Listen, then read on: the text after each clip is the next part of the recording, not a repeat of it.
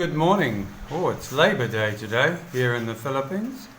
I hope you're having a nice lazy day on Labor Day. My thought for the day is a response really, I suppose, to the message isn't seeming to get through to you guys. You know, nobody wants to talk you out of coming to living in the Philippines. Nobody wants to talk you out of the idea of having a beautiful Filipina as your wife or girlfriend or partner. When I say girlfriend, really, are they your girlfriend? Or if you're planning to retire here, then they're really not your girlfriend. They're your live-in partner or your wife, one or the other.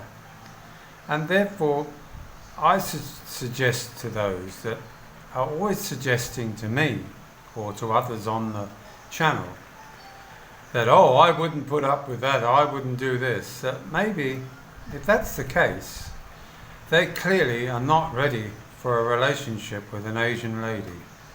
Simply because if they can't get their head around the difference between Western women and Asian women and the way they react to things and the way that they deal with things, then clearly you're not going to change your life by coming to the Philippines. You're only going to aggravate it, because you do need a lot of tolerance here. You need a lot of patience, and you need, more importantly, you need to have the ability to understand from where they're coming from. It's not all about you. You are one part of a complex situation. And when I say a complex situation, I mean a relationship with a Filipina can be like living with a volcano, and I think you've heard me say that before. And there are certain rules that if you live close to a volcano that you don't step over that mark, because if you do, you put yourself in danger. You know, a Filipina is no different from a foreign lady from the West. She wants security, she wants a future, and she, in return, wants to be able to show you her love in different ways. And those ways may be different from what you're used to in the West, in your relationships that have failed. And it's true to say that there is an element of materialistic views here now in the Philippines. In 7 years, I've definitely seen even within the blogs that you watch, that the women are not prepared to take any SHI, you know, and therefore they're less likely to put up with that kind of attitude that if you don't do what I say, girl, you're out the door.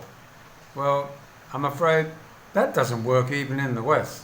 If it does, how many guys are still with their lady if that's what they treat them like? And you must remember that no matter where we are in the world, it's a husband and wife. It's not a servant and master relationship. Just because you have a certain amount of money to retire on, or a certain amount of savings that you can either boast that you have or in fact have, but rub it down, shove it down their throats, that somehow without you being there, they wouldn't be able to survive. I've got news for you guys. They survived, and let's call it survival. They survived without you in the past. What you're bringing to the table is hopefully a certain amount of security, onward to the future, and an opportunity to put roots down and feel that you stepped up the ladder a little bit. You know, building a home is important. You may well say, oh, I would only rent because I can't move. There are pros and cons for it, I know. If you can rent, then just like the Europeans, they rent a lot and they move around a lot too. And some have been there 20 years, 30 years, still paying rent. But what do they own? Nothing. So the thing is that you complain that you can't own land here, but you can build a home for the future of your wife or girlfriend. you can provide her with the knowledge that she has security. Isn't that what you want to do with a wife? Isn't that what you want to create in her mind? A feeling of security?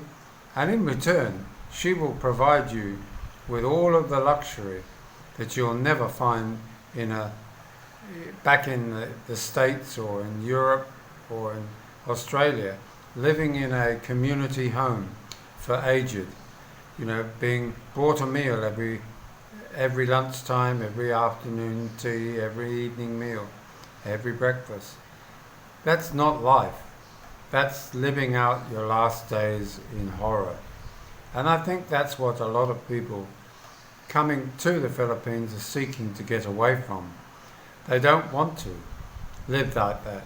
And therefore, even if they're on a social security pension, then they do have sufficient to at least maintain a good lifestyle here.